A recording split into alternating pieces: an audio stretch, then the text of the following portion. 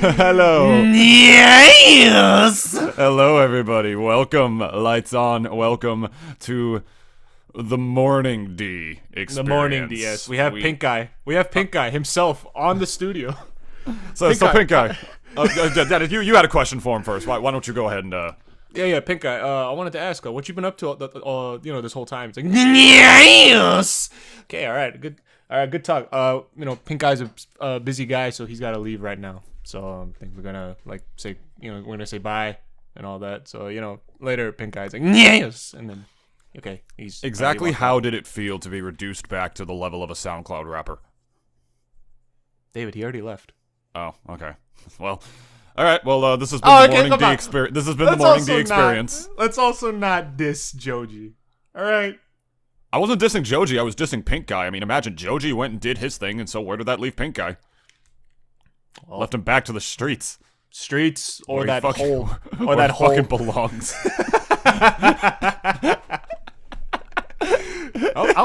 Would you how would you feel if you started seeing homeless people with morph suits? Oh, like those with little pink and various colored leotards? Yeah, literally just homeless guys, dirty as fuck. Literally homeless in morph suits. Well, if I reach deep down inside myself to the whitest part of my soul, I could be afraid of that and think it's some sort of homeless uprising like all the rich Republicans think. And if I go to the other end of myself, I could think I guess the homeless shelters just got a really weird donation from a circus or some shit. Are you seeing the news yesterday, right? You see in the news, it's oh my god, that fucking George Miller was here. He's Georgie Miller, former YouTuber, yeah. Filthy Frank, and modern pop artist or rap artist, hip hop, whatever the fuck he everything, yeah. And makes a very large donation of all his old YouTube clothes to the homeless shelter. So you just see fucking.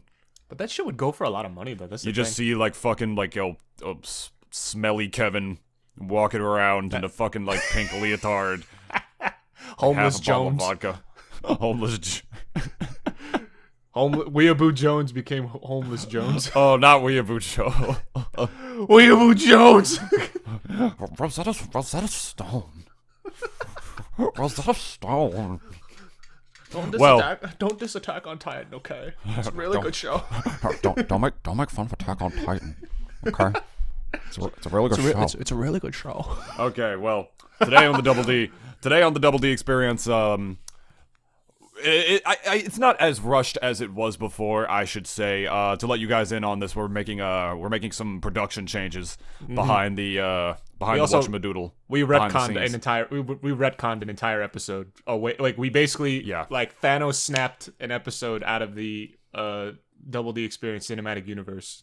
Just Thanos snapped it out of existence. Don't make me sing the theme song again. Y'all are never gonna see that episode because it was garbage, man. And Dennis got real. I mean, I would have posted it anyway, but I swear just to God, post my rant. I think he called me every single slur in the book, even things that don't necessarily apply to me. Doesn't even make any sense. He said all that to me, and now you're never gonna get to hear it. So whatever. Maybe we could release it as a bonus episode at some point. But then again, it's garbage. I feel like it's not worthy of a bonus episode. And here's why it was garbage, right? I literally called Dave. Wait, hold on. I called David a slave owner one. That's all you're gonna get. That's the only teaser from that episode you'll ever get. People don't even fucking come from this country. They don't even date that. I mean, obviously, everybody in America is an immigrant except for the Native Americans. But my fucking father was born in Cuba. But what was Cuba before then? It was a Spanish colony. And what did Spanish colonies have? Tons of slaves. Yeah, why do you think there's such a broad skin color spectrum of Cuban people?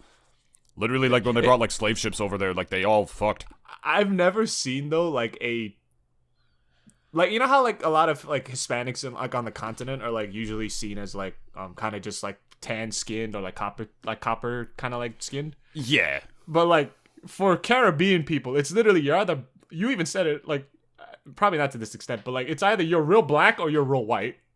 Mm-hmm. On either the spectrums, really. That's all you got. You're from Africa. or you're white, and that's it.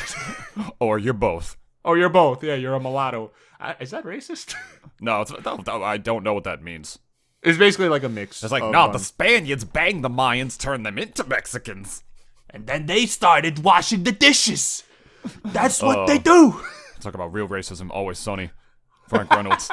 One of the most evil men in existence. But anyway, we are, from behind the scenes, we are changing production. So I'm going to ask you, and I do a bit of audio editing in post-production anyway for this podcast, but I'll ask you guys how we sound right now, because we are using a completely different studio. Like, a completely different app and everything. We have switched podcast recording tools, because the last one was kind of being a dick to us for the last couple of weeks. I'm not gonna lie. It was so good for us for like 4 months straight. And then the last couple of weeks, it just kept cutting Dennis's audio in half, and I had to use the backup files, which had desync issues and sometimes weird audio issues I had to fix, which was annoying and shit. 3 weeks in a row it did that. We had way less time to record on our package. We only had 5 hours a month. This app we're using gives us fucking 15, which is amazing. Last week, the reason we didn't want to post the episode is because it was literally an hour shorter than what our episodes normally were, because we were out of time. We were out of time for the month because we just kept having longer episodes, talking like an hour 40, because we had a guest on last week. We didn't want to limit that. And we've just been talking a little longer. We're a big natural flowing podcast. We don't want anything to limit us. And last week, Dennis, we were pretty limited. Yeah, last recording, guys, like, take it from David. Like, it's really, there is no salt to be taken this with. Like, legit, the last episode that we recorded was utter dog shit. Not to mention, like, the Squadcast, which is like the other app that we've been using, literally did the audio app equivalent of shitting the rug, and we just got sick of it, and we don't use it anymore. And here is my closing statement to that. Fuck you, Squadcast. Oh, God. But yeah, that's Squadcast is gonna cancel me. We're gonna lose our Squadcast sponsorship. And it wasn't until we started running out of time that it even like started doing that, you know, like it was just, and it has a little thing where you can pay like $5 when you're out of time for more, but like why do that when we can just like get way more hours for a significantly cheaper package, which that thing didn't even have as many hours.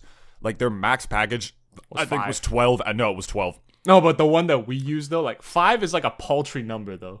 Even if that is like your base, like let's say number of hours, I don't know, like consider how many podcasts do you know that don't, at the very least, like I've been seeing at least more and more, at least the ones that I've been watching, they go like around hour and 30. Yeah. To the most maybe like 2 hours. And like except for that one episode of the Glentendo podcast that was like 3.5 hours long. Don't even some critical stuff even go past like a good the episode that we talked about on the episode of the official podcast that we talked about on the now fucking lost episode of the Double D Experience. We talked about when we were talking about social media, which Gohan Hikari, we answered your question on that podcast. That's another reason we wanted to answer it again on this one, because we felt like we were rushing to answer your question. We literally had to cut each other off if we were going on points for too long, because we only had 40 minutes to record. Like, it even gave us a fucking prompt on screen saying, hurry up, motherfucker. Yeah, literally, literally that showed up on my fucking screen. The entire time we were making that episode, like, this is to everybody. The entire time we were making this episode, I literally felt as if I had like a proverbial gun to my head. I was just thinking about a gun to your head. I was thinking the same analogy. It's literally like the app saying, like, you better hurry the fuck up. Your clock is ticking, motherfucker. Keep going. Like, you got 2 minutes left. Imagine trying to be entertaining when somebody has like a gun to the back of your neck. Like, what was that South Park thing of like Gordon Stulsky, third grader who reads the morning announcements? Oh, I don't remember that. Oh, you've never seen that sketch? That shit is so funny. It's like this little third grader, and he's just reading the morning announcements, and then this fucking trucker just kicks in the door, and he's like, I'll kill you. I swear to God, I'll fucking kill you. He's like, what? You fucked my wife. What? No, I didn't. He's like, you fucked my wife, you little bastard. And then he shoots him. He's like, please. You're Gordon Stulsky, right? Truck driver from Milwaukee, whatever. No, I'm Gordon Stulsky, third grader who reads the morning announcements. Yeah, right.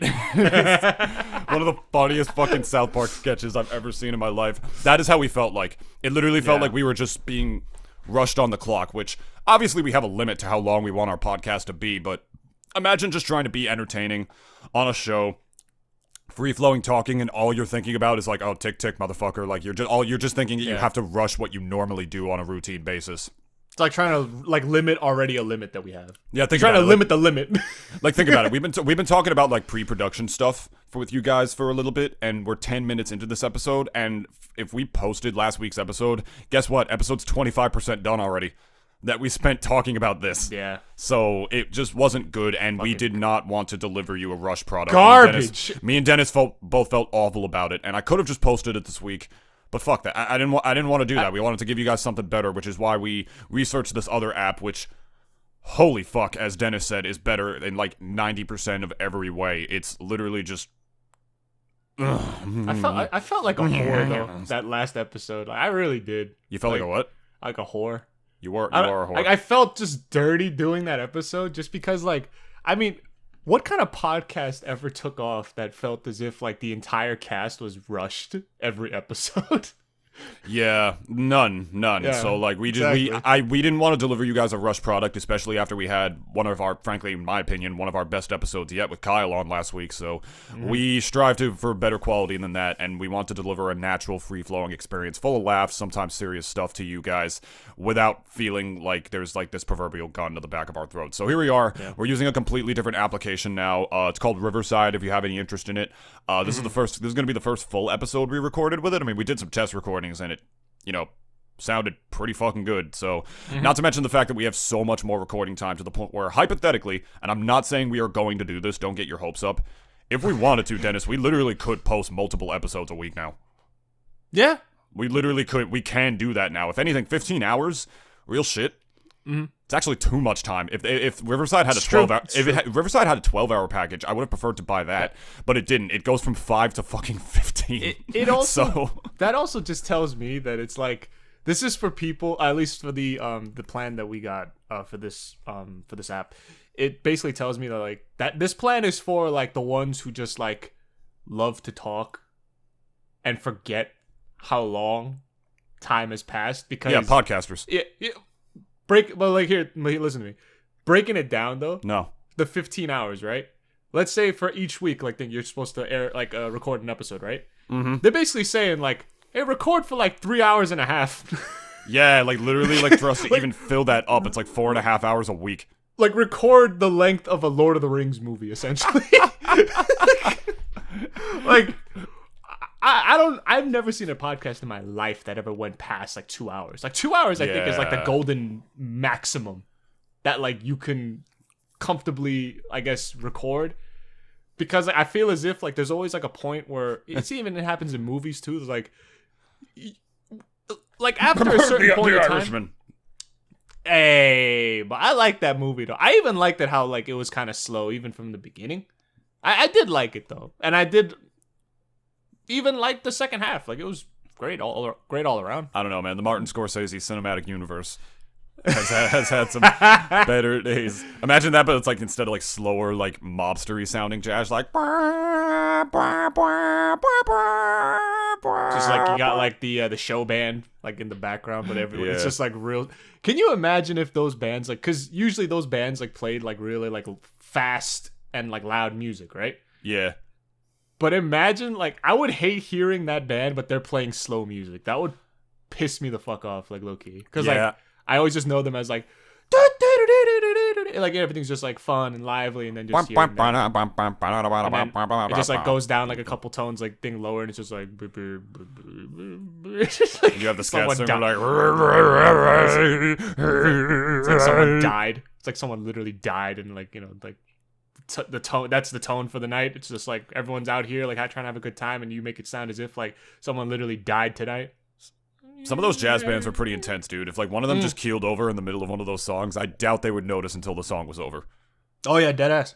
Yeah, but in terms of like podcast length, like you were talking about, there is one I can think of off the top of my head, which is the Glentendo Podcast. And Glentendo, by the way, as I've mentioned before, he's the guy who made the initial print work for our art. He didn't make the one you're looking at right now on YouTube. He didn't make the light one, but he made like the layout for it.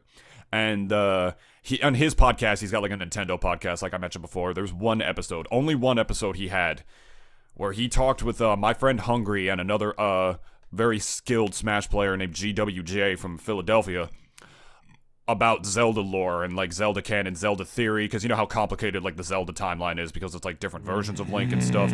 They talked about that shit for 3.5 hours. There was like a 3.5 hour episode. Damn. No shit about it. And by the way, Glenn, I want you to know, I will never listen to that episode. Ever. I promise you, I will never in my fucking life listen to that episode. It is going to go down in shit. It is going to go down in history as the one episode of the Glentendo podcast that I will never listen to. And I think that's funny as hell because I'm pretty sure it's one of the ones that he's like the most proud of.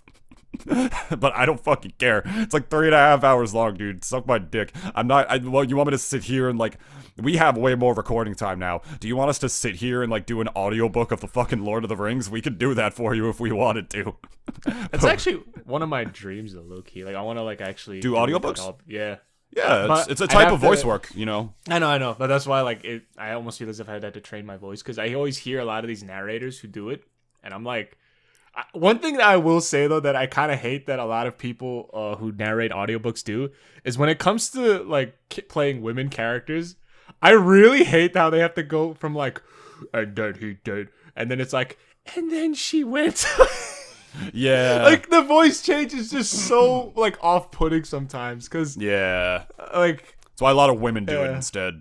Women do like those types of audiobooks because like they can voice like I don't like children characters easier and whatnot, but like yeah, when a man does it just sounds funny. But yeah, audiobooks are a type of voice acting because you have to like mark down, first of all, you have to read the book beforehand. Like, so you like prepare yourself for what you know you have to read and not catch anything off guard so you don't stumble your words. And also, like, to know the characters beforehand so you can know how you want to voice them and whatnot. Because it's a type of voice acting, but it's not like you're actually, like, getting in-depth with the character. Like, all right, what's my motivation? What does this character mean to me? How can I sound the most like, oh, like a small Scottish child with a kilt from the Highlands? Like, no, like, you can just literally do, like, a semblance of an accent for it just to get, like, the character across instead. Because you're essentially reading a book. It's not like you're fully playing the character in that kind of sense. Audiobooks are very interesting as that certain type of voice acting, and I wanted to train in that sense, but I prefer character and promo work and whatnot for the time being. That's really where I'm trying to break my niche into right now before I do something like audiobooks. Plus, you gotta read a whole ass book in one setting. Better warm your pipes up. You better warm them shits up. But you could absolutely do it, dude. They would take breaks though too, and thank you. Oh yeah, for sure. I feel as if like it's just like, especially it depends on also the book because like I don't know if you ever heard of the book War and Peace, but that book I think is literally the longest novel of all novels, and I heard it's like in the 1,000 pages category. I would pour one out to any homie who has to fucking like narrate that whole fucking book because like there is just something that's like almost biblically grueling of narrating an 1,000+ page book in one sitting. I mean, can't God forbid, read a 1,000-page book, let alone even 1,000 words. Fucking for me. narrate like, it, yeah. Yeah, like it's like Jesus Christ, dude. It's like, yo, that paycheck better be the fattest one ever. But it'd be like $1 a page minimum, which is probably even more than that for a book that long. I don't know. If it's based on commission. Yeah, it's like every hour or like every fucking 1,000 words is like $100 or something. But even then, it's just like 25 cents per word minimum. Or I'm not doing it. Oh yeah, at least considering like that book. Like I don't like David. If you ever have the time, just even look it up. Like how many pages it is. I'll look it up right now. Literally, Leo Tolstoy, War and Peace. Literally the fucking biggest novel I think I've 1,225 pages. Yeah. Hey David, we have a proposition for you. We want you to narrate this book. No. My answer is no. Yo, you would have no voice by the end of that recording session. You would have no voice. Winds against the current. Watch like the reviews go like, by the end, like the audiobook narrator, like, wow, like he just like was really into the role, and it's like then you respond like into that tweet, it's like I was literally dying by after page 900. And after crawling through 500 yards of filth and foulness, I cannot even imagine. Andy Dufresne. came out clean. I heard on that the other side. was Shawshank Redemption was that also like a book That too? book was 21 pages. It was a short story. It was a short story that they made a feature out of. Yeah, it was insane how they were able to make a movie out of that, and how well it was actually condensed into 20 pages at the same time. It was very interesting how that worked. Yeah, no, Shawshank Redemption was literally a short story. And fun fact, literally one of the most highly acclaimed movies ever made. I'm pretty sure it's still like number 1 on fucking IMDb. Stephen King hated it. At first, I think he like did not like the film adaptation but at he all. He hates a lot of his old works though. That's the thing. Like I've noticed that of all the people who've had their books turned into movies, Stephen King hates his by ratio more than anyone else. Like the better of a writer you are, I feel like the more likely you're just gonna be like, this is fucking garbage. Even though it's like godlike that, an average writer couldn't fucking dream of writing. But I mean, coming from him though, it's like I've made literal like fat ass novels, and this 21-page short story is what I mean. The movie is obviously bigger. Yeah, than, that's kind like, of insulting. I mean, yeah, because like that's the thing. Best like, thing you ever wrote was 20 fucking pages. I mean, I feel as if, if I was at least kind of good friends with him, I kind of tell him like, yeah, man, that's a bit of an achievement in and of itself, don't you think? Like, yeah, I mean, I follow Obama's OnlyFans, and Obama gave him like a, like a congressional and like a artist honor award or whatever. So I mean, if you want, I could just pull some strings, probably like make a sizable donation to Obama's OnlyFans. Be like, yo, can I hit up Stephen King? Like, can you like drop his email or his phone number or something? We got a couple questions for him. I love how in our cinematic universe, like Obama has an OnlyFans like after becoming president, or like he like secretly. I mean, no, OnlyFans was mostly like a 2019 started around then, didn't it? Like at least 2018, 2019. I think I read an article about it recently. It's a company. It's a British-owned company, actually. Mm-hmm. And it really blew up very fast in a matter of like just a short time. I think it's like 2019, 2018, maybe 2016. I'm actually not so sure. Well, do you think then it was probably England only first? And then after that, they decided, like, okay, we're going to go to the other markets and we're going to go bring it into, like, the U.S. Yeah, I mean, when it got big enough, yeah, because, like, I definitely can't imagine it was, because I definitely can't imagine they got, like, American people, like, immediately like that. I mean, yeah, no, it was 2016. 2016, wow. Headquartered in England and whatnot. Okay. And then one of their top earners, is Belle Delphine, who is, British. Yeah. So it didn't get to the state that we know it as until around 2019. So it basically took them 3 years.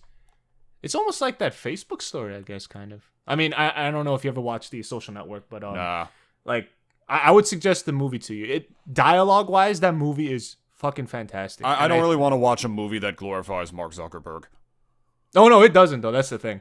A lot of people, at least when I first watched it, I also kind of thought it did glorify him. I watched it when I was like still in. I think in middle school or high school. So I was a little confused as to like a lot of the details, especially how the whole business politics like kind of like played out in the movie.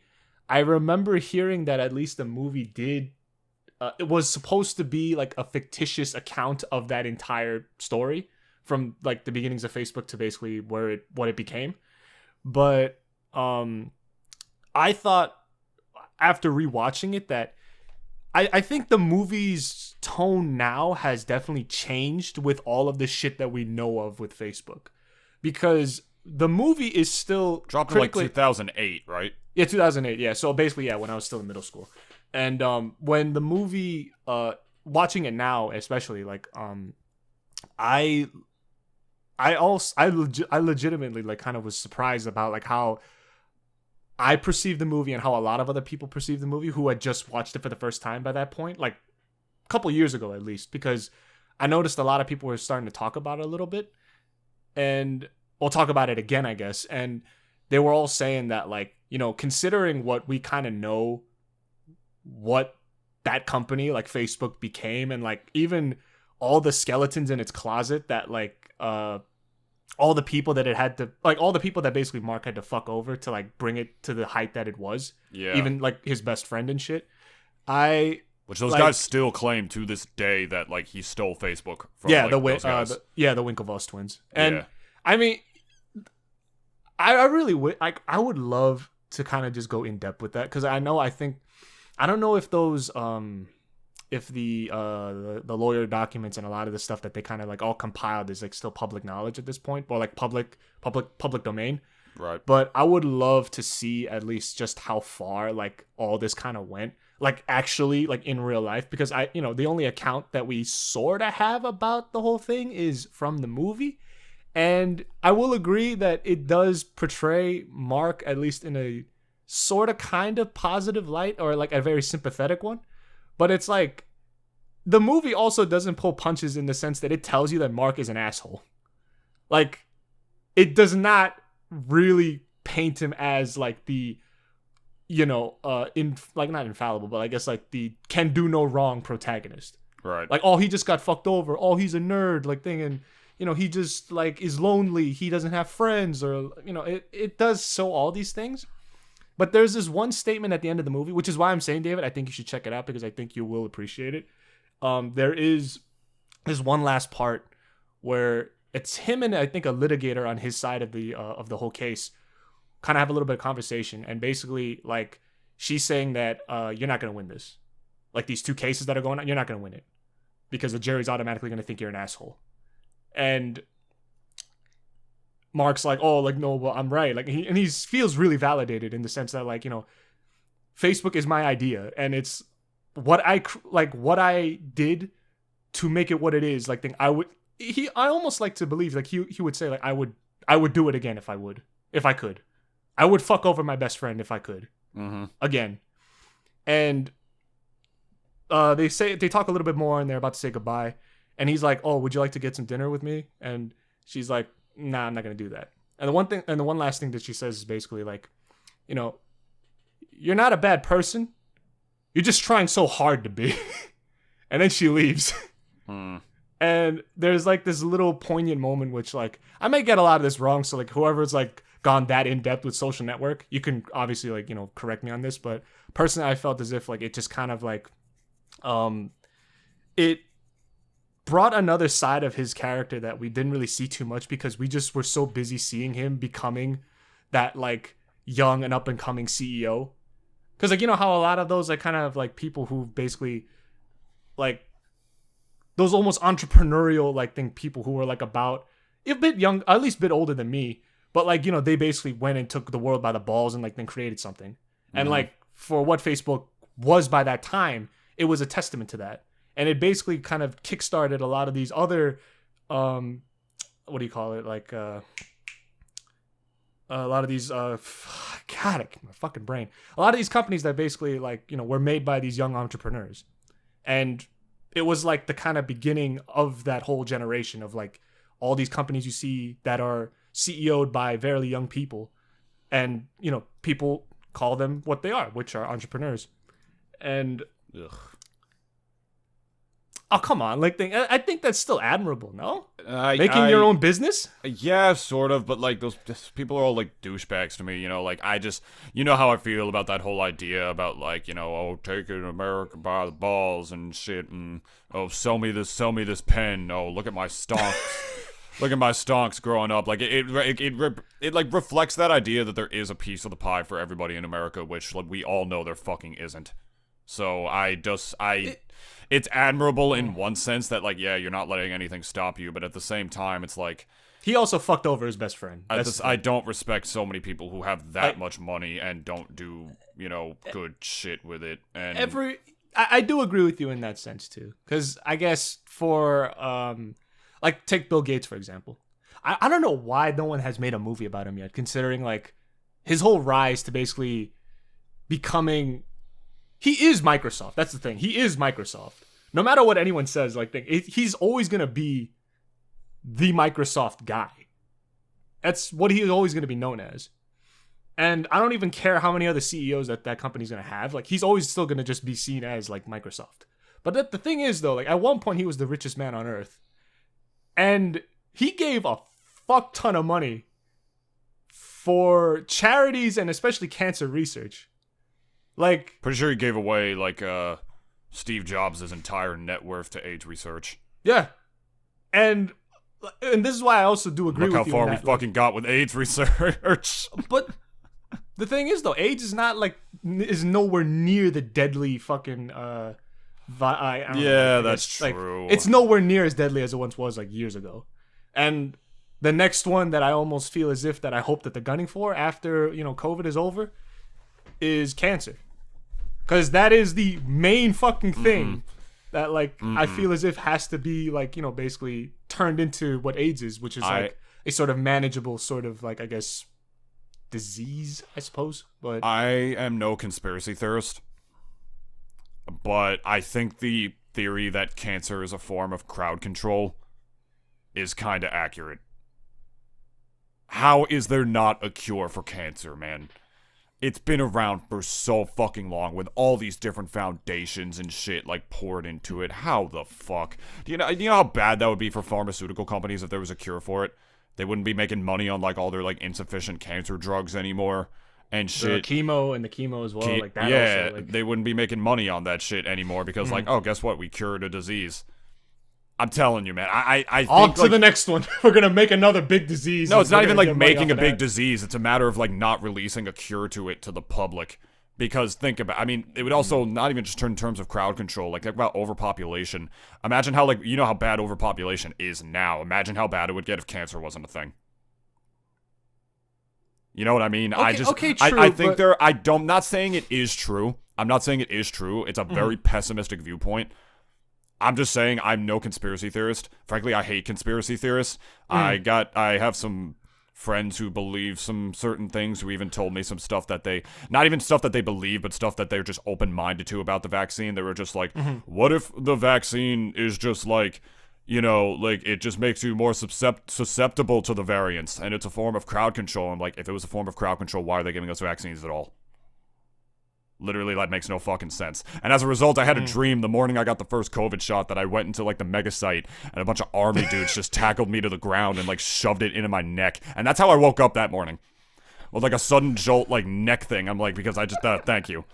Thanks, asshole. I really appreciate you. We really appreciate you flooding my head with that shit. When I was walking around, I felt like everyone was watching me. And then I got the shot and I didn't even feel it, and I had no side effects. And I'm okay, cool. David, David, I didn't believe any of that shit. No, I know. But that last part of where you thought people were watching you and shit, I just felt like I was in a movie. Was all. I thought it was. I was more so being imaginative. You were also letting your imagination run at 1,000,000 miles per hour then. Yeah. Well, point is, I don't know about I'm no conspiracy theorist. I hate a lot of conspiracy theories. I think they're just made to control people or get them to assign to a certain political view or divide the country more than it already is. That's why they're spewed as a 24/7 propaganda machine in America. That's a whole different topic in and of itself, but I do think the cancer one has validity. That has a lot of stuff in it that actually does make sense to me. I could agree with you in the sense that I almost feel as if they're not they're a lot farther along than they would allow them to say. I don't know if that makes sense. I honestly do believe that I don't think they found. Think how much better cancer treatments have gotten over the years. Not by much, really. It's the same terrible shit that you have to do, especially the whole radiation with the chemo and shit. Yeah. It's the same horrific shit that you still have to continue to endure, and it's been like that for the last couple of decades now at this point. And I do agree with you in the sense that all that money that they're throwing basically that. Well, where the fuck is that going? Yeah, exactly. I will agree that it's I'm almost I wish I could fucking be an auditor and just kind of see how much money a lot of these associations and research institutes are getting from these donors, because most of them are fairly they're from the 0.1%. A lot of those guys are the ones that are basically backing this whole thing, Bill Gates and a few others. But yeah. It's just also, I will agree that it does sort of, at the very least, puzzles me that where the fuck is all that money? You've guys gotten money from these rich fucks for years now, so it's telling you, there's something shady going on there. Yeah, where is the better methods at the very least? Radiation in and of itself, that whole treatment and therapy is about the most, is almost our modern equivalent of the most barbaric surgical techniques we've had from the Middle Ages. It's we're gonna radiate we're basically gonna turn you into a mini Chernobyl. Like, we're just gonna irradiate you with this shit. Yeah. And you're gonna feel like shit for the next, like, 4 days. You're gonna want to puke, vomit, and probably want to kill yourself. But it's gonna help. And I have noticed, though, like, and this is kind of just off of, like, me being on Reddit, maybe a little bit too much, but a lot of the posts that I see of people who basically recovered from it, I've noticed that a lot of the ones that have recovered are basically kids. Like, cancer treatments for kids, at the very least, to me, it seems as if it's a lot more effective than it is for adults. I wouldn't know anything about that. That's just, you don't have to agree or disagree. It's just kind of like me, like, kind of just saying what I've been observing, at least the last, like, year and a half. Of my years in research. Yeah. Oh, yeah, like, just glazing through Reddit and their posts and just, like, seeing whatever's on my feed. Mm-hmm. But I personally feel like it's... Cancer, like, my fucking aunt, she died at, like, 30 something because of cancer. And I love my aunt. And it really bugged the shit out of me, and it kind of got me scared too, because, like, she was a hard worker. Like, she was a university professor over in Korea, and she worked herself a lot, like, almost, I imagine, to the point of exhaustion, I guess. And she, when she got it, like, it was a very slow process. And, like, the thing is, though, like, depending also what kind of cancer you got, like, pancreatic cancer is, like, basically a death sentence. Like, you're dead. Like, there's, like, no recovering from it. Like, as soon as you get it, you're fucked. I mean, if you detect it, like, very, very early. Yeah, but how common is that, though? The thing is, like, most of the time I've seen on average, like, when people detect cancer, it's usually, like, when it's on stage 2 or 3, when it's already kind of further along already.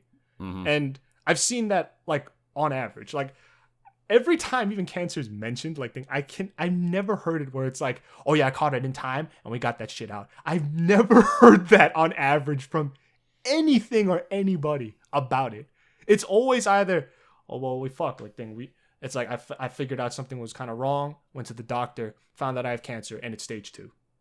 I've always heard that more than anything else. Like, I've never heard anyone catching this shit when it's just barely stage 1, where it's like, yeah, it's there, but it's like not malignant yet. Like, we could take that shit out right now if we wanted to. It's okay, yeah, get it out. I've never heard that. I've never heard an incident like that ever in my life about cancer. It's always that they find out when it's too late, essentially. And again, even, like, you know, and then for women, they have one that's specific to them. Fucking breast cancer. Like, I've also heard, like, a lot of times that they found out way too late about it. I've never heard a woman ever finding out that they got breast cancer and then they realized, like, but it was, like, very low in the stages. Like, it was just, like, barely anything. I've never heard that in my life. It was always like, yeah, we found out it was in there. Stage 2. It's always that. And, like, not to be, like, a downer with that, but it's just, like, I hope to God, because cancer really is, like, the big bad disease now at this point. After COVID, that's, like, it's always been that. Because it's always just been, like, I think it's still worse than COVID. Yeah, and, like, debatably. Oh yeah, and, like, because I think COVID. COVID is a bitch of a pandemic compared to the Spanish flu. No, it is. But at the same time, though, like, COVID, the way that, like, you go is, like, you basically cough yourself to death. And I don't want to, like, generalize it in that way, but, like, that compared to what a fucking episode on talking about, like, fucking how much of a dick Mark Zuckerberg is, social media changing. Now we're sitting here talking about fucking people dying of cancer and shit. But fuck, like, we're gonna go on to another topic. Our broken episode last week would have been over by now. Yeah.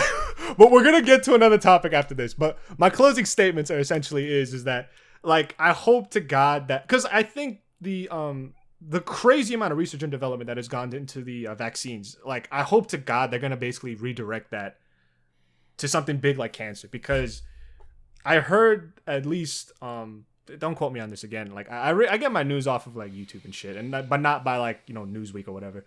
It's just that, like, or Newsmax. I hope to God, like, all that energy that they poured into COVID vaccines and even like the trying to figure out COVID and what it is, I think there's still not like a general consensus as to what the fuck, like, you know, biologically speaking, like what it is. I've always been hearing like, all we know is that you gotta wash your hands, wear masks, and like that's all I've heard. Like, Yeah. As far as like what the virus like is and how like we should basically deal with it, and yeah, I just like, you know, I truly hope like all that time and energy that y'all went into like, you know, trying to figure out what the fuck COVID is. It's like, hope y'all, all you scientists and nerds, basically trying to figure out like, you know, how to get how to basically fight and kill cancer, because that really is like the only other disease out there that's like really big on people's lists. Because like cancer kills like basically like cancer could kill everybody if it wanted to. Like if it was as infectious. If it was an infectious, oh yeah, dude, if it was an infectious disease, I think humans would be extinct. Yeah, like real talk, but it's not. So yeah, thank God which is for why, that. like, yeah, maybe that's also the reason why they're not kind of like, you know, like, oh, we gotta get rid of like cancer, because it's like, you know, it's like, well, it's not, it doesn't spread to everybody. Yeah, at that point, that's like, not crowd control. That's yeah, crowd uncontrol. Crowd release. Like that's crowd release. at that point, basically. Yeah, but I don't know about that. I don't think that effort is going to be put into it. The way I see it is that there have been so many cancer foundations over the years. If there was any progress to be made for cancer, would have fucking happened by now. Ain't that so funny? Ain't that so funny that there's more cancer foundations than actual cures for cancer? Yeah. It is such a sobering thought, but it is also something like almost evilly poetic that like there are more of these foundations out there than actual cures. That's actually insane. Well, like, that makes sense at least, but like I know, but like how many fucking more foundations do you fucking need? What kind of different thing do you guys do? Oh yeah, from dude, others? games done quick. How much of the money of games done quick, and that shit breaks records every year, with how much money it makes. Yeah. PewDiePie himself has donated to that shit. No, dude, I really don't know. I mean, GDQ has done a lot of shady shit. It's why I don't really support them, if I'm being honest. I'm not getting into that now, but yeah. I mean, yeah, I'm also kind of just real like cynical when it comes to a lot of charities, because it's like, if I had money, I would throw a lot of money to charities. Like, I don't want people to be suffering and shit. I would just like Daniel Plainview my way through everything from like There Will Be Blood. I would just like, when I'm like shaking every new philanthropist's hand who's like gonna help me with this organization, I would just be like, all right, now listen closely. Now listen closely. If I find out that a cent of this money is being embezzled, I'm just squeezing his hand as hard as I can. If I find out that a cent of this money is being embezzled, I'm going to take more than my money back. I love that line. That's a really good line from that movie. You want to talk about good movies for a second? There Will Be Blood. Have you seen that? No, I'm gonna put that on the list. There Will Be Blood. It's one of Daniel Day-Lewis's most fucking broken. Oh, is it Danny Boy? Oh, Danny Boy. I would love to see like a philanthropist who's just like almost like there's something almost like street gang about him. Like it's like just so you know, you take this money, and if it doesn't go fully where we agreed it's gonna go, I'm gonna break your fucking legs. Honestly, yeah. And I'm gonna break your fucking arms. I'm gonna break your face. And all you'll be by that point is a fucking... With your arms. You'll basically be a rich stump. That's what you'll be. A rich stump. We need rich guys like that. I really do wish there was a guy like who's from the streets. He became rich. After that, he wanted to become a philanthropist. There are a lot of ones like that. I'm not saying that like a lot of these guys aren't, but like I want one that like would literally threaten someone if they didn't like actually promise what they would do with that money. Yeah, exactly. Like that's I really would love that. That's fucking hype, dude. Accountability, baby. That's what a lot of these people need regardless anyways, considering like, you know, just what everyone, I mean, I feel as if like our hatred towards like, I guess, not wealth, but I guess like rich people or like these 0.1 percenters, I almost feel as if our hatred towards them has kind of almost heightened over the last like year and a half, just considering like how much we've seen like these basically billionaires have become trillionaires at this point. I mean, it's rightfully so. I mean, the wealth gap has like changed to like people calling it like a K-shaped recovery, where it's like the rich are getting richer but the poor are getting poorer, which again, like I even will agree that like, because I read a lot of like the financial news here and there, and I've basically like, you know, we've seen it. Like Amazon's become bigger than what we believed it was, really, at this point. I even said it on another episode too. Like, Amazon's just like almost as what's his name? Bezos. Jeff Bezos literally cannot mathematically spend all the money he has by the time he dies. He even stepped down as fucking CEO too, because now he's like head of the board or whatever. Yeah, it's essentially that's even like CEO times 2. I feel, because like if I control the board, then he basically controls the CEO too. Essentially, I can tell you, I should have gotten a sex change operation and married that man. Yo, you'd be living. I'm thinking about her. God, I'm thinking. Who was that woman who divorced him? Holy. Yo, she truly though. Like, I've heard that she has done a lot of philanthropic work. She fucking goddamn well better. Nah, we're talking about breaking people's kneecaps. I don't even. You got that much money. But like, truth be told, like when you have that sort of money, you're not really like accountable to anybody. But it's like she chose to basically give a lot of that money back to charities and such. And okay, we've already talked about like how we kind of sort of cynically view like a lot of these charities, but at the same time, it's like, she, as a divorcee, she didn't have to do that, but she chose to do it anyways. Like, most women who get money from these settlement cases are basically like, I don't need to do shit. For what? I don't need to donate anything. Like, a lot of these rich bitches, like, who basically get these money from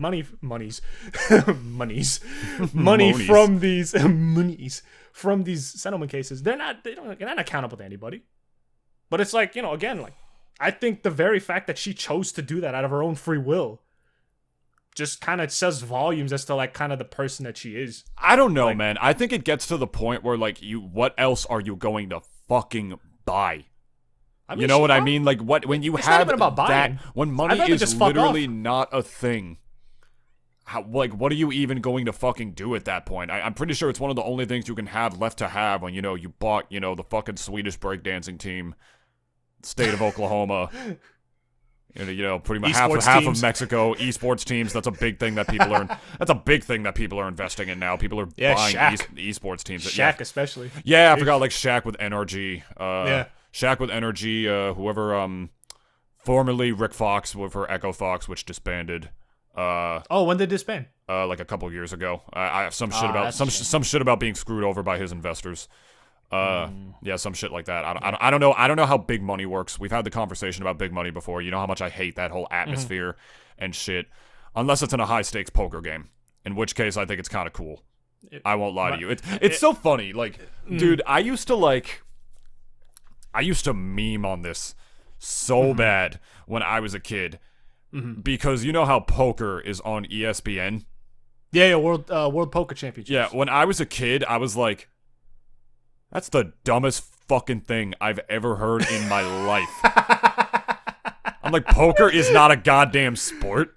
Yeah, these There's guys nothing like physical about that. Yo, they wear sports jackets. They wear sports jackets and they got to the stage and shit. And I'm like, these people are the ones who rip on esports for not being real sports. You're playing a fucking card game. Yeah. That shit's way smellier than any Smash tournament you'll ever go to in your fucking life. And I'm not saying that because I'm a Smash player. I'm saying it because it's facts. Card players smell worse. Everybody talks about how Smash players reek. That's a stereotype. Some of them do. I won't lie to you. Some of them are very unsanitary people. But it's not like an epidemic in the Smash community. It's an epidemic in the fucking card game community. Those people actually do not take care of themselves. That's fucking facts. But anyway, not poker. Obviously poker is like an adult man's card game. Gentleman's card game. The game is Texas Hold'em, folks. Everybody pass out your chur. Imagine like they just did that kind of shit, but with Pokemon instead. Can you imagine like world champion? The game is TCG, ladies and what is it called? Pokemon TCG. It's called the game is TCG, ladies and gentlemen. Everybody pass out your Charizards and your Pikachus and the rare Mewtwo cards in the center. David, can you imagine like world? The buy-in is $10,000. World Championship Goldfish. Or Go Fish. Literally World Championship Go Fish. Like it's like the same guys who play poker. Fuck, how do I sign up for this? I want to play fucking Go Fish for like a $10,000 buy-in. Fuck that, yeah. This is also another like case of like how a lot of adults, boomers especially, they like take themselves way too seriously. Like like, here's the thing though. I like to imagine most esports players in general don't take themselves too seriously. Like, in the sense that they're like, it's like, yeah, like, I am the pinnacle of the competition. I am the greatest. They do. No, but the thing is, though, if you do, like, you're a fucking idiot. Because, like, one, again, and I'm not discounting anyone who plays a video game. But here's the thing. Even if you play it professionally, you're playing a video game. And I'm not saying that in the sense that, like, kids play that shit for like 8 hours a day, bro. No. I know. But, like, my whole thing is that, like, at the end of the day, physically speaking, you're playing a video game. I'm not saying that it is like, I'm not even discounting esports either. My whole thing is that, like, the moment you even do play professionally, right? Mm-hmm. And you take yourself that seriously, you're a fucking idiot. There's like this almost like weird cognitive dissonance that, like, I've been noticing, where it's like esports is so huge now to this point. Like, it is massive. It's like its own industry. It's become its own industry in the last, like, couple of, like, I think decade now. And I think for me as a Korean, that whole thing started when basically StarCraft became as big as it once was, like, in Korea. Yeah. It's died down a lot now, but, like, you know, it was after that a lot more other scenes started to pop up. Like Counter-Strike, for instance. Like, Counter-Strike's fucking huge. Fuck that game. Yeah, I'm not really a big fan of it. Big fan of it either. It's one of those games that, in my opinion, is literally absurdly difficult for no reason.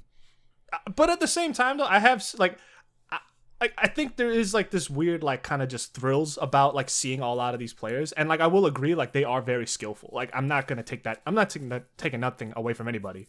Yeah. I'm just saying, though, like, the moment you take yourself that seriously, like, if I saw someone in the Smash community it's being their like, job, but the Smash community is different. It's a grassroots scene with no fucking money in it.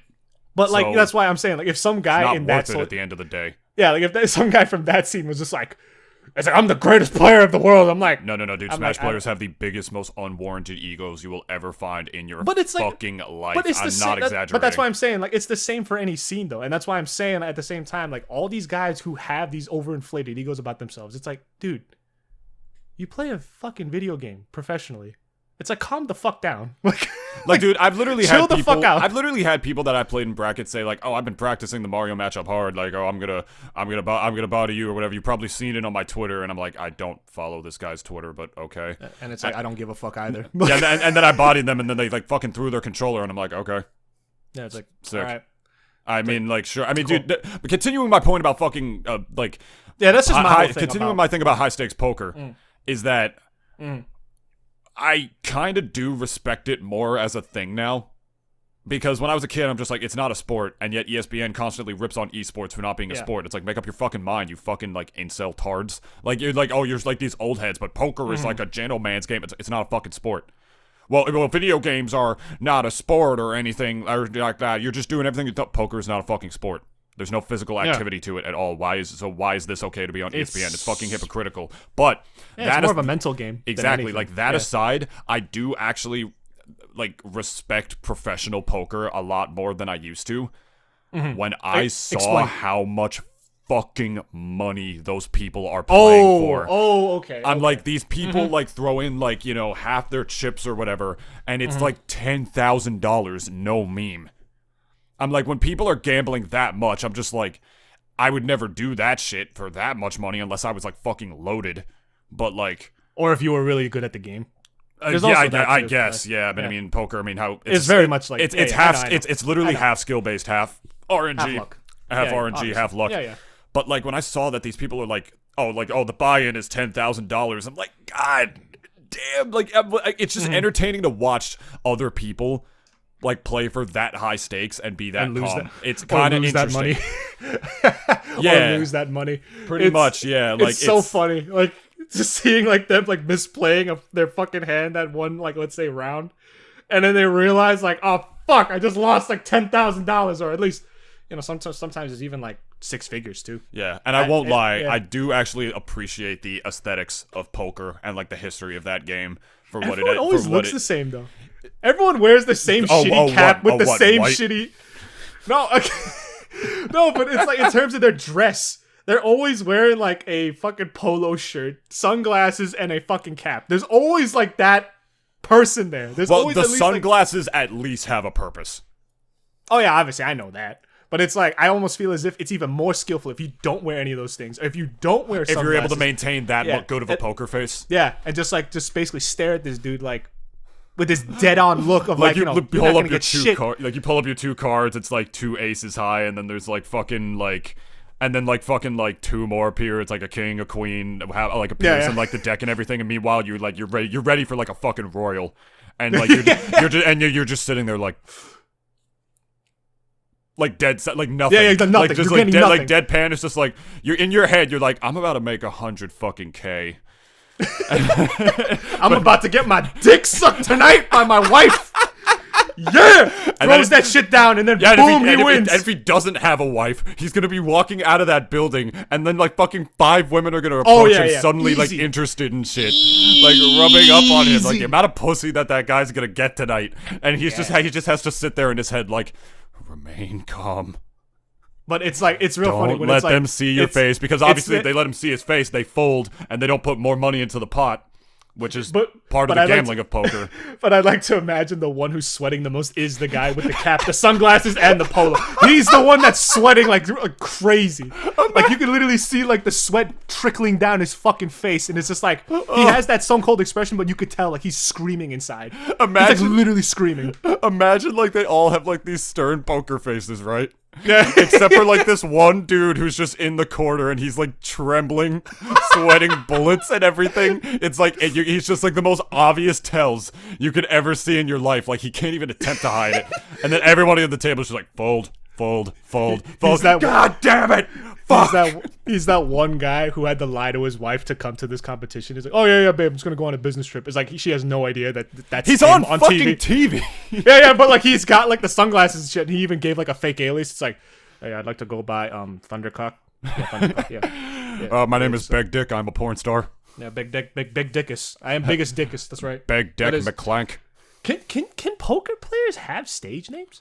I have no idea. I don't know too much about professional poker. I've just had like more of a vested interest in learning about it, right? Because recently, Dennis, what I've gotten into at the very least watching. Have you ever heard of Poker Night at the Inventory? No, I have not. Oh, dude, it's not big on poker at all. That's the thing. No, it's so cool. It's so fucking cool, right? It's like it's a game. It's a video game. Okay. And it's literally just a poker video game, but it's like a big like crossover game between like a bunch of different like franchises.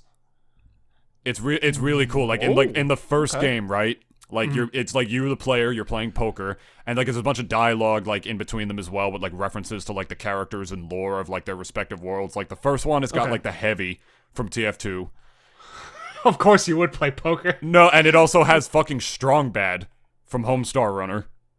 Oh fuck. Who else? Max from Sam and Max.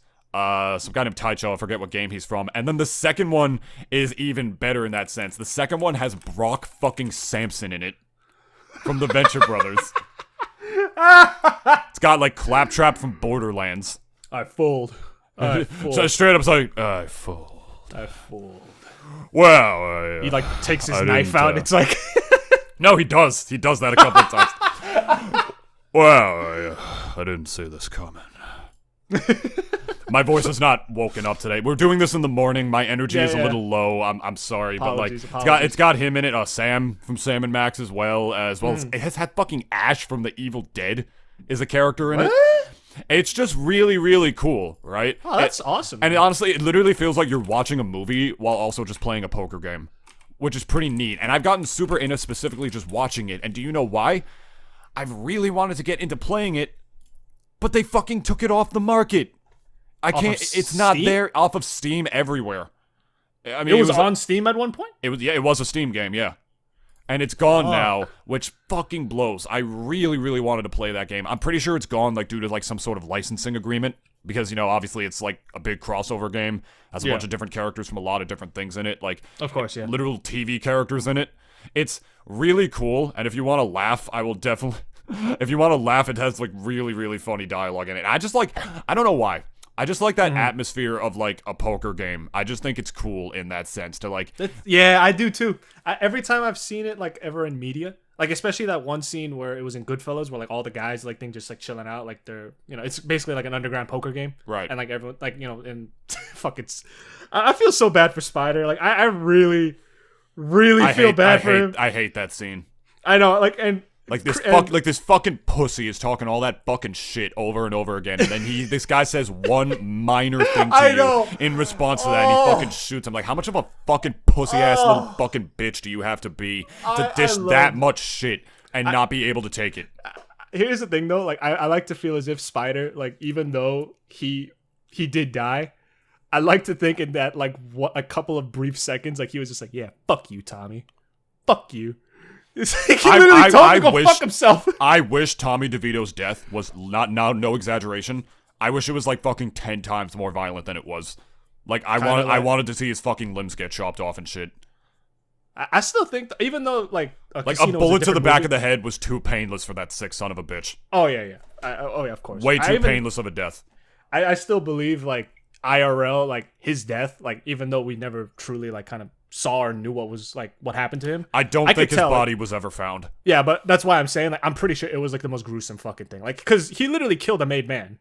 Like, in the mafia world, you don't get away with that shit. No. Yeah, no, you're fucked. Like, as soon as they heard about it, like Tommy was done. He was done. He was fucked as soon as that happened. And like, I even wish like Martin, which is why the movie starts with like that scene specifically as well. By the way, it's because like that death specifically, that's the big turning point of the movie. Yeah, like that's because it's what brought about all their downfall. Yeah, their downfalls and shit. So that's why the movie opens like that. I would like a poker night. I feel as if poker. That's what I'm saying. Like I don't know how to. I'm not a poker player, and I'm not a big gambler. Like I'm not like that kind of way either. Like it's not like, trust me, like my grandfather in his younger days, he owed a lot of money to some pretty bad people, and you don't exactly want to gamble very often anymore when you got a couple of mob guys show up at your door asking for it. Yeah, my grandmother, my grandmother cleaned him the fuck up when he was young. He was a wonderful man, became an amazing person. I miss him so much. Hustled the fuck out of me in a pool game once when I was a teenager. It was funny as hell. I've never been bodied in anything harder in my life than when I played pool at my cousin's husband's house. Or my cousin's husband's father's house. It was this big family thing where we were just playing pool together, and he was just like, missing some shots and shit on purpose. He's teaching me how to play the game because I was young. Asshole. He was teaching me how to play the game, and then he fucking warps me and like shakes my hand. He shakes my hand. He's like, good games. And it was cute. Like he was like reliving a bit of that days when he used to actually like hustle people like that, and then he did it to his grandson. For not like money, we didn't put anything on it. Yeah. But he was just like, you got fucking bodied. Yeah, like I literally just I spun you around and kicked you in the nuts. Like that's basically what happened. I literally felt so honored when he did it. I'm not gonna lie to you. I miss him. Oh, I miss him. Hope you're listening. Actually, I hope you're not listening to this podcast, Grandpa. You're probably very disappointed in me right now. But either way, point is, it's not even that. It's just the environment of a poker night. You know what I mean? Just chilling around the table. The atmosphere of it people all. sitting with your drink of choice. Oh, this guy's smoking in the corner. I mean, fuck cigarettes. They're terrible for you. But like, it's cigarettes is like besides looking cool. That's exactly the thing. Yeah, they look cool, and it's like biologically they're terrible. Fuck, they're awful. It's just like obviously. I mean, I feel like weed is going to become the new one. Like people just like smoke weed around the table instead, which is better, but like still putting something into your lungs is not a good thing. But weed is obviously not even close to the same thing as fucking nicotine. A couple of things to that. Like weed would be counterproductive if you're playing a poker game. So is alcohol. No. But listen to me. Like weed makes you just like do a lot of dumb shit involuntarily. I mean, it depends on the person. I know Smash players who literally play 10,000 times better when they're high. Okay. I mean, some people's senses are heightened. That is true. But I'm just saying though, like stereotypically, like weed is not exactly a stimulant. It's supposed to be for relaxation. Exactly. So like when you're relaxed and it even makes you tired sometimes, you say and do a lot of stupid shit that you normally wouldn't do. Well, it might be an anxiety thing too, you know what I mean? They might be nervous like going into a high stakes poker game, and they might want, depending on who they are, like what their body is wired like, they might want like a little weed or like a drink or something just to calm them down beforehand. Okay. You know, it solely depends on the person. I know, yeah. But then I thought about something else. Like, can you imagine our generation, like when we were like fairly like boomers, where like we're dads like ourselves, right? Imagine like when we're at a poker game, right? Mm-hmm. and we invited this one guy, like, I'm not gonna smoke, right? But if other people smoke, I'm not gonna give a shit. But if I saw a dude pulling out a fucking vape pen on that poker table, I'ma actually be fucking mad. You should see some of the people I hang out with. Like, I'ma actually be fucking angry if, like, we're at a poker game that one night and some jack-off, like, thing decides, like, I'm just gonna take out the vape pen. It's like, motherfucker, like, I don't smoke cigars, but I have one. Smoke this. You're at a poker table. Why does it bother you more that it's a vape? I mean, don't get me wrong. Statistically, it does make people gay. It looks so fucking gay. It's like, bro, we get it, you vape. Like, if you're at a poker table. Like, a poker table. Yeah, it doesn't look as cool as, like, a blunt. Or, like, you know what I mean? I totally agree with you on that front. Like, poker tables are a sacred fucking place talking about, like, for it's guys. a fucking religious... No, here's, like... No, for a guy and your dude friends, that's a sacred fucking place. Is it not? I almost feel like if you're like dads at that point, like you don't have a lot of time to hang out. So when we're at this table, this is like the time we have it's where to you chill go the fuck out. to complain about your wives and shit. Be like, oh, my girl's got me on a fucking leash, bro. We gotta go to like 3 weddings this weekend. It doesn't even make any sense. There's only 2 days in the weekend. I don't even know how the fuck we're gonna do it. Oh, my girl is bothering me. Whips out vape pen. It's like, you motherfucking, you fucking. I'm like, I kind of want to bother you too. It's like I really don't like want to say it because like I have been noticing that I've been saying it a little too often. But that is some of the most shit if I've ever seen. Like if I went to a poker table and I saw a guy whip out a vape pen, dude, I'm gonna call you straight up. You're a like get that shit out of here, or at the very least put that shit away, and I'll give you a weed, cigarette, or a cigar. Pick your choice or get the fuck out of here. That would be how I feel. Because it's like, you're here. It's either you smoke something of these 2 things or you don't smoke at all. You are not smoking that fucking vape pen. And I know it sounds like some real gay gatekeeping shit, but there is just something that would bother the fuck out of me. If you're someone a fucking literally, pussy. Like, you would literally just turn to me on the other end of the table. You wouldn't do shit. You would just turn to me and you'd like fucking, we'd just look at each other and be like, yeah, this guy's a douchebag. Yeah, like we'd just like roll our eyes. You wouldn't do shit. You wouldn't say any I of would shit say to something. him. No, I would say something. Because no, listen, no. I would say something. No, listen to me. There is something that I would hold sacred if I was there. Because again, for poker nights, as a dude, when you're there with your boys, that is a sacred time because again, you guys like when dads become dads, they don't have all the time in the world. It's like you're complaining about all your fucking wives and shit, except for the one gay dude who's at the poker table. It's just like, oh my god, I fucking hate it's like my fucking boyfriend. You're just such a fucking asshole. It's like, yo, if you're gonna get a vape pen, like, yo, I'll even bring a hookah next time. Get that shit out of here. It's like I don't want to smell no like. It looks douchey as hell. I won't lie. When you're at a poker table, it's supposed to smell like sin. It's not supposed to smell like fucking watermelon and lemon. It's not supposed to smell like that. Oh, Pierre, it smells like sin in here. Isn't what I'm saying a bit partially true, though? Like, when you're at a poker table, it's supposed to smell like sin. It's supposed to smell like, basically sin, yeah. Like, it's not supposed to smell good. You're not supposed to smell fucking juicy fruit in the air, like, as you're playing cards with your friends. It's supposed to smell like alcohol. It's supposed to basically smell like booze and cigar. Toxic masculinity. Toxic masculinity. Fuck, Toxic masculinity. I don't give a fuck. I really I don't know. I don't know why I'm going off about this, but it's like I would truly say something. Going off about a lot of shit on this podcast, my friend. I know, but like I don't know. That shit would just fucking bother me. I don't know what it is. Like just imagining myself on that table and seeing a fucking douchebag like they whip out his vape pen while everyone else, that almost would tell me like, oh, you think you're better than me? Oh, you think you're better than me? Okay, no, that's different. That's different. That's on you, brother. Nah, I don't know. Like, everyone else be trying to kill their lungs here, but you're over here like, oh yeah, like, I'm a smoke, but I'm not gonna kill my lungs. It's like, good. I mean, no. That's the thing though. Like, we're all here killing our lungs, but it's like, you think you're better than us by like, it's like, oh, I'm like smoking this like vape pen. It doesn't kill my lungs. It just gives me a fuck ton of nicotine and tons of other shit too. But like, it's not as nearly as bad as cigarettes. Like, I don't know if like I believe any of the ads. I kind of don't really. I honestly feel like all that shit, that anything that you have to inhale in your lungs. Yeah, it's that simple, maybe really. Outside of weed, it's like, it's not even outside of weed. Even weed, like putting anything in your lungs, it's like a bad thing. Weed's a little better, but like it's not. Because weed doesn't have fucking nicotine. Unless you're, Oh, yeah, sometimes like, unless you're rolling it in a blunt, which is why I any think blunts are sort of not residue. that good, because blunts are like the same stuff that you make with cigars, so it does have that like nicotine residue in it. Like if you're gonna smoke weed, smoke joints. Blunts are just not good. Or even get a hookah. Get like a fucking hookah thing like in the middle of the thing and just like, pass that shit around. But it's like, you're gonna whip out a vape pen with the night with the boys? Fuck out of here. Dennis, how much would you judge me if I didn't take the rip? I wouldn't judge you at all. Yeah, you would. I would judge the guy who has a vape pen. Okay.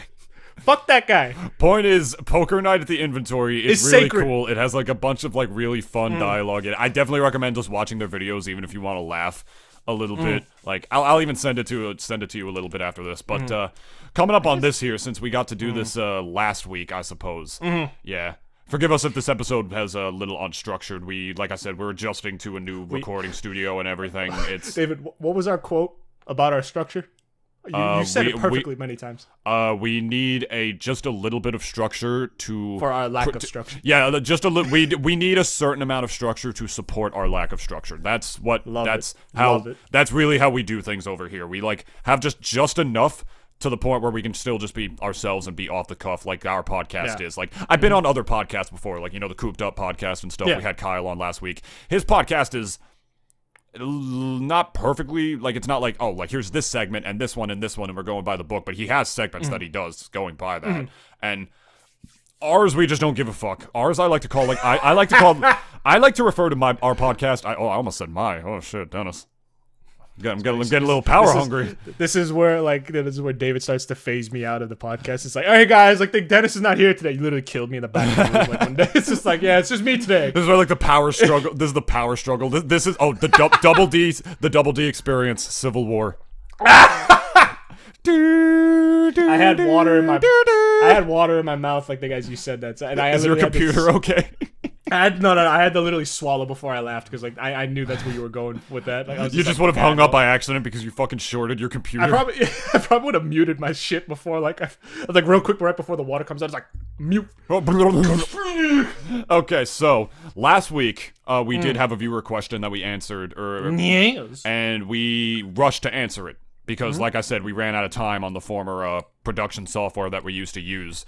The reason we switched over to this one, I mean, we have a lot of reasons for it, is so we can have more time for that. We don't want to rush, giving our true thoughts to the viewers when they want our true thoughts. So this one goes out to Gohan Hikari, who asked this question fucking 2 weeks ago. I'm so sorry. Last week we had a guest, and then the week beforehand, I forgot what the week beforehand. Yeah, I don't know why we didn't answer it in episode 12. I think we literally just forgot. That one's our bad, but like, yeah. So this one goes out to Gohan Hikari here. You asked us, Gohan Hikari. You changed that name 3 times. This one goes out. This one goes out to Gohan Bikini.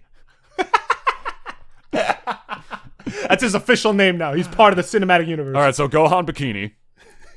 This guy was asking us about like social media and whatnot, so I guess consider this like an hour far off segue from when we were talking about Facebook. He's talking about with the Danny sex bang incident as an example. Do we think that social media as a whole is harming our ability to rationalize these kinds of complex situations? And if they are, would you either change it from the ground up, or would you scrap the entire thing for something strictly better? I didn't get to answer this fully, neither did you last week, because we were literally watching a fucking clock, and the gun to the head. It was just the head. It was just cocked the whole time behind us, being like, I think that social media is... No, but you're like talking like in a million answer like there's not a fucking gun to your throat. I'm trying. It's just like me it's like actually me pointing that gun. It's like, come on, David. Oh, come on. You wouldn't. It's like, come on. You wouldn't. I have like that evil face that like that guy from Schindler's List had. It's just like, that really creepy ass face. It's like, from Ray Fiennes. Yes, Ray Fiennes. I keep calling him Ralph because it's fucking spelled Ralph and it's pronounced Ray. Rafe. Yo, I'm Ray Fiennes. Oh yeah, just the Fiennes. L and the P and the H are silent. Just all gone, just like disappear. They're all silent. It's like, okay, wow, this guy has 3 silent letters in his name. What Don't a exist. douchebag. All right, anyway, because he's British. you answer the question first. Personally, for me, would I change the system from the ground up, or get rid of it entirely? And also, do you think if social media just harming our ability to rationalize these kinds of, complex situations? Okay. To that question, at least first, I do feel as if social media has kind of warped our understanding for a lot of basically events that have happened in the last couple of years. It's almost never given an objective viewpoint about the events. It's always kind of basically twisted it in a way. Social media is basically yellow journalism on steroids. I didn't get to say that last time we did our retconned episode, but like I legit feel like yellow journalism has never gone away. Ever since it basically became when it was seen as effective by a lot of people to basically propagandize and even warp people's like kind of understanding of events, and even essentially influence them in a way where it's like to, let's say, the companies or let's say even the government's benefit. They've been doing it. They've been doing it ever since the Spanish-American War. And I mean, propaganda in and of itself is like almost basically an industrialized form of yellow journalism. And social media has basically just taken that to a whole nother level at this point. Yeah. So I personally feel as if like getting an objective viewpoint is almost like finding a diamond in the rough now at this point. You want to talk about yellow journalism for a it. second real quick? There was a headline today about like, the Johnson & Johnson vaccine being paused for a little bit because there were like a couple of women or 6 people who got blood clots from it. And they always in those headlines and in like the front page of the articles and whatnot, conveniently leave out the fact that it was 6 people's reactions out of 7 million people who got that shot. You're literally more likely to get a blood clot from pregnancy. You're more likely to even get eaten by a fucking shark than get a blood clot. Like, Jesus Christ. I think that's debatable, but I can't contest, so I'm not going to say anything. But point is, yellow journalism has not gone away. Now it's just we absorb it in a different way. It's basically on a global scale, really. Yeah. If you think about it. Like, it's basically, like, that's what social media, like Facebook and Twitter is. And personally for me, like, whether or not I would basically scrap the whole fucking thing if I had that power, or if I would basically remake it, I don't know. Like, I would... Either or, it's like if on one hand I did decide to make it from the ground up, I would almost like it would almost basically be like a bare bones version of what it once was, like for me at least, because I do feel that like social media in and of itself is so powerful. It really is. I'm never gonna underestimate it in terms of that. Like it is powerful as to how it's influenced and shaped people's basically opinions and even political or otherwise in the real world. Like social media is like this constant injection of information that most people don't even care whether or not if it's good for you. You know, like when you're at a hospital and you like basically get like those IV needles all over you, and they're like just injecting you with like all these like vital fluids and shit that like you need to live. It's like a lot of that stuff is basically what a lot of people are now in that sense. Like they're on that bed getting those liquids, but they have no idea whether or not it's good for them or bad for them. And it's like they have no idea what they're digesting now at this point. And I'm not saying that like, everyone is like this. I know for a fact like there's a lot of people out there who are also tired, just how I am, about all this shit. How much like the media just bombards you with all these like shitty news, and like plus like at the same time like these warped ass perspectives about like all this stuff that's been going on. Nothing is like objectivity again. Like I almost feel doesn't even exist anymore. No matter like kind of like at least from all the bigger news companies, MSNBC, CBS, even fucking Fox News and all these guys, like there is no such thing as objectivity from any of these people. Everything is so politically driven and motivated now that you cannot find what I call objectivity. And my whole thing about objectivity, it may be different from other people, but personally for me, it's just like the information as it is. I don't see that a lot nowadays from a lot of people. And it's because of that lack of objectivity that I almost feel as if I would kind of lean more towards the side of completely undoing that entire social media system to begin with. I would literally dismantle the fuck out of it and just basically get rid of it, because my whole hatred towards the whole thing stems from the fact that people are so fucking stupid now. They were stupid before, but they're even more stupid now, which is like almost shocking to me. Debatable. And like the vast majority of people who basically digest their information from maybe these people are getting dumber. Maybe I am too. It's like I literally feel like that Alex Jones quote where it's like I'm a little retarded. Like I literally sometimes do feel. I'm gonna be honest. I'm a little retarded. I honestly felt as if that was a real honest quote, and I kind of do appreciate that. One of the few things that I appreciate from Alex Jones. But it is honest. He's a little retarded. I know, yeah. And he's honest with himself with that. Some people are retarded and they think they're the smartest person in the room. That's why I'm saying, like, I kind of do appreciate that. But, like, not even getting into Alex Jones too much, but it's like, let's like, just not. Yeah. Like, that's why, like, I feel this is going to continue too. Because unless something radically changes with how social media basically functions, this is how it's going to be for the next couple of decades. People are going to be spoon-fed the same dumb shit. I think this is the world now. And spout the same dumb shit for the next like couple of decades, if not even like forever, unless something changes. Because disinformation is something that I detest wholeheartedly. If I was a journalist, I probably would have got myself killed. Like, I'm like one of those journalists that's like, I just like find for the truth and I probably die in the process for it. And it's like, I really do hate what it's making people into. And it's where I'm not saying that you can't have emotion with the stuff that like you truly believe in, but at the same time though, there is like not even an attempt to basically have a discussion with the other side, extending an olive branch as it were. You know what I mean? There's not even like an attempt to that anymore. No one could ever even have a fucking civilized discussion on Facebook or Twitter. There is no such thing. If I could, there's a reason for that. It's not even just a matter of human beings being stupid. It's because these apps and whatnot for social media are designed to be used in a certain way. To like glue you in, right? Yeah, so basically like, you know, not like turn it off. Like you just want to keep scrolling and see like what else you could find on the feed. It's designed. I like to use an analogy and compare it to or analogonize it, whatever, that's not the word, whatever the fucking analogous word is. The analogonization. Wish that was a word, but it's not a word. Yeah, it's not. I like to like basically compare it to casinos. Wow, we were talking about gambling a lot, weren't we? Huh? I mean, to talk about that, it's not even necessarily just poker, but here's a little fun fact for you. You guys know a lot of casinos literally own, you know, the rehabilitations, the rehabilitation processes and centers for gambling addicts, right? You know, they're literally partnered with those people because they know that their business is to manufacture an addiction. That is so They're scummy. literally partnered with each other in that sense. So scummy. Just like how like politicians will partner with lobbyists and just represent what like small group of lobbyists want rather than the will of the American people because, oh, guess what? You gave them more money and it's totally fucking legal. Yep. Same thing with social media.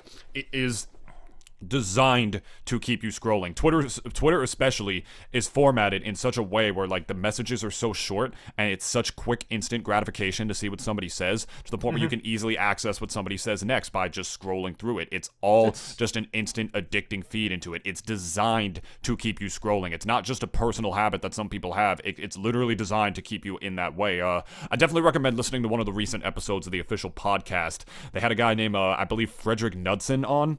You said I remember you said you love that name. Nuts. It's nuts. And don't make fun of his name. My name is Frederick Knudsen. All right. And he Nuts has in your mom. He has a show called Down the Rabbit Hole, where he, in a very non-biased way, sort of like a journalist, investigates things in the documentary style, like to get to the bottom of like some internet mysteries or you know like just weird things or. Or just talk about like, you know, like weird like sociology. He's basically a sociologist is what the guy is. Like he like studies, you know, like society in that sense and sort of like anthropology in a little bit. Sort of like a sociological anthropologist kind of thing, and he makes like sort of documentaries on like, you know, like culture and stuff like that. He reminds me a little bit of like a 60 Minutes kind of guy, especially with even how he talks, but he does his stuff on YouTube instead and makes like really high effort videos with a team that he releases every couple of months rather than like a steady content creator in that sense. So he was talking about like how social media is literally designed to like make you scroll in that way. And when they were talking about this on the official podcast, that's part of the reason why things like you probably notice on Twitter, especially if you don't set your settings to show the latest tweets instead, which if you want to have a significantly better Twitter experience, set your fucking Twitter to show latest experiences instead of rather than just like the hottest tweets, because like that will stop Twitter from showing things that other people like. Which makes Twitter amazing. I don't fucking care what other people fucking like on my timeline. I don't want to see people like dumbass shit with dumbass opinions. But like, yeah, the reason Twitter, you probably noticed that on Twitter especially, a lot of tweets say really, really retarded takes, dumbass really shit, retarded takes, really fucking horrible takes. Like, oh, if a guy does this on a date, he's fucking gay. Like, there's so many of those on Twitter, and then they'll get like 100,000 likes. Yeah, you know what I mean. And that's the thing. Twitter is fueled, and a lot of these platforms are fueled by outrage. Yes, and it's designed for that kind of negative. It's they know that people respond to negativity, and so that kind of stuff is sort of like quarantined and like put in your feed instead in that kind of way because the world knows their dumbass takes. Usually when you see one of those things, it'll just be people like roasting whoever the original poster was in the comments and whatnot. But the reason that just gives the tweet more attention. You know what I mean? Like, the best thing to do when, like, somebody is spouting dumbass shit is to not give them attention. You know what I mean? Which is why we could have done it with the president for the last 4 years. But we had to because he was the president. You know what I mean? And now if Donald Trump says anything now, the most irrelevant fucking thing. No one cares. It doesn't matter. But so, you know, so it's like people respond to negativity. And that's why such dumbass takes go so viral on Twitter. It's not because, like, people agree with this all of a sudden or, you know, like, everyone's just getting stupider. It's because everybody knows, wow, that's fucking stupid as shit. I need to tell this person they're stupid, and it just gives them more attention for the people who actually do agree with that kind of stuff. Twitter is designed for that kind of negativity. It's not a coincidence or a true reflection of humanity in that sense, which is why, if you want my answer to the question that you had, Gohan, yes, especially with the Danny Sexbank situation, considering that there were people who are literally still saying he should make a statement about it, which I hate to disappoint you, Dennis, he actually did. It was like it was literally just a very minor statement. He didn't go into depth. He literally just said in like some interview with some magazine or whatever, like, yeah, it's literally not true, and that's it. That's all he said. I still respect him just a little less. Yeah, because I honestly feel like I don't really care for Danny and where his career is going, but it's just like him as a person though, and him as like just a fellow dude. I would have liked it if he just didn't say anything, or at the very least, like if someone kept asking him, he's like, all right, anyways, next question. Basically disregard it because like. Again, like, he's a busy guy. He don't have time to be fucking even giving credence to these tabloids. It's fucking stupid. Right. Well, yeah, I totally I totally understand that. But what was I saying here for a second? Yeah. So yes, Gohan. I do think it is harming our ability to rationalize these complex situations because there are people who still see him negatively because of that. Even though the guy who even originally posted that, like, he thought that something shady was happening with him literally admitted the next day, I was fucking wrong, I shouldn't have posted that, and properly got grilled on for it. There are people who still see him in that kind of way. Trust me, for some people, it's a one-and-done kind of thing where they see somebody do one bad things, and it's kind of just it. You know, it's just dumb, but it's how it works in the world nowadays, in some industries where if you think you're perfect, you've definitely done some dumbass shit before, and it's like, yeah, it is harming our ability to rationalize those kind of complex situations, but at the same time, I wouldn't completely scrap social media for something better, because I don't have any ideas on what would be a better format for it, because social media is not only an amazing thing to just keep in touch with all your friends in a much easier way, like, imagine calling all your friends individually for a party. That sounds fucking tedious now, right? But that's what people used to do. That's what they used to have to do. It used to be like a big part of your day, literally, to just do that. So it can make us more efficient when it ironically doesn't. So I wouldn't scrap the entire thing because it also, it harms our ability to rationalize complex situations, but it also makes us more aware to complex situations that we didn't even know existed before. Like, so how many safe spaces did like sexual assault victims really have to talk about like their experiences to eventually come out on something like social media? You know, they can't go to the cops. They treat that shit like a joke. The justice system treats it like a joke. You know, like sometimes they, depending on their situation, they might not have anybody in their real life they can trust. It's social media has made people a lot more aware of these complex situations, which is, you know, part of where like SJWs spawn from, and, you know, sort of make that worse in that sense. They've warped it though. That's the thing. Yeah, it's always had a warped version of that. Yeah, and I'd like to amend my previous answer. If there's one thing that I would change, I would take the news entirely off of these platforms. If there is one thing that I would change, it's definitely that. No news whatsoever. You want news? Go to another fucking website for that. There's no news on, like, at least I feel that's like the one one of the many big things about social media platforms that I almost feel as if is harmful is the very fact that like people get their news from it. You want news? Go somewhere else for that. Right. I personally felt like social media was just kind of like, if it went back to what it basically started as, which like basically when Facebook started, like or even, literally I guess, just MySpace. a way to contact your friends. Yeah, just talk to people, talk about shit that you like. Like, think why it's not even that anymore. It's like, oh, did you hear what so and so said from this and this news station? No, I didn't. Let me check that out. Wow, you're right. Wow, that was like a hot take. I didn't like that. I'm gonna fucking basically talk about how much I didn't like this and furrow my eyebrows and smash my keyboard as to how much I don't like it. You'd be amazed if you just talked about, Nobody talks about like, oh hey, like I love your dog. Like I don't see that anymore. It's always about like think what Trump said or what Biden said or whatever the fuck anyone else said from the White House. It's always that nowadays. Nobody talks about like think just what they like. Yeah, I don't hear that too much anymore. I don't know. That's just me, at least. Well, fuck. I just got a text. I was very distracted for a second. I got to piss real bad. Like, yeah. Well, we'll wrap pretty soon. Yeah. But because now we can. Yeah. Hey, but like, fuck. What was I just fucking? I think that social media was released at a time when the world was simply not ready for it. They were never going to be ready for it. I disagree. I truly feel that way. No, I very much disagree. We were never ready for something like radio, for something like that to be used as tabloids. But nobody went on the radio. Actually, no, that's not true. That's not fucking true at all. Have you ever read fucking? I know. My whole thing is though is that like social media is bigger than radio. That's the thing. Yeah. Like it's like as far as the achievements that each have done, social media is bigger. Like nothing has connected the world more than social media. And social media really is like just a culmination of the TV and the radio on the computer. Everything that those things did, condensed it in a way and just put it on your face forever for everyone to see. Because everyone has computers and smartphones now at this point. Yeah. Like it's all in your face. Like it's basically just those two things in microcosm in your face. Condensed in a way where it's just like always just digestible to you, like just scrolling through your feed and like just digesting all this shitty information that you're getting. Mm-hmm. At least that's just like my take on it though. Yeah, it's like it has harmed our ability to rationalize complex situations, but it's made us more aware of them because it has given a lot of dumbass people like a platform, which is the thing that sucks about it. But it's also given a lot of good people a platform whose voices otherwise wouldn't have been heard. It's it's literally just a different way of experiencing, news now and like social change and whatnot. It's way more complex of a topic than we are giving it really the credence for right now. But we're not just bully talking about social media. We're just trying to answer this question. So TLDR to you, Gohan.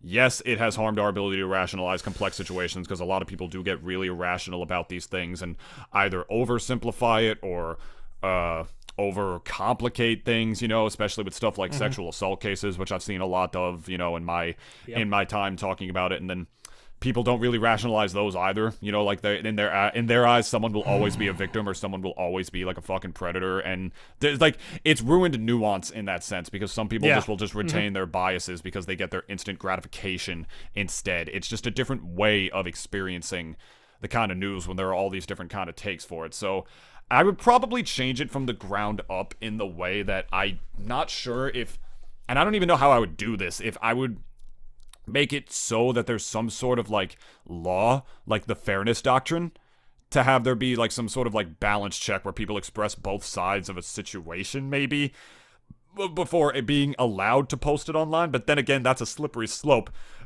because then you'd in a sense the makings of a police state. Exactly. That's actually I take all that back. Never mind. Yeah. In a way, like that would be like also like a way That's to what I start thought like too. censoring people. So if I would change it from the ground up, I don't even fucking know what I would do or how I would change it. I really don't think there's anything that can be done about that. If anything, I just think the human mind literally needs to evolve more before we have something like a mass information sharing platform. Or go outside. Like social media. I literally just think it came out at a time in human evolution where the world was just not ready for it, which is why we're not able to rationalize a lot of these kinds of complex situations. It's because like there's David, just such a mass.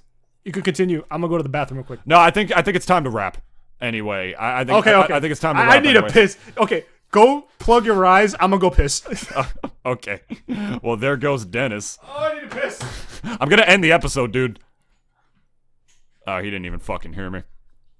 He did not even fucking hear me. All right, well, here you go, ladies and gentlemen. We hope you've enjoyed this episode so far. Let us know how we sound since we're using a different recording studio in the comments. We apologize if this episode came off a little differently than normal, but hey, Rise Cold Brew. You can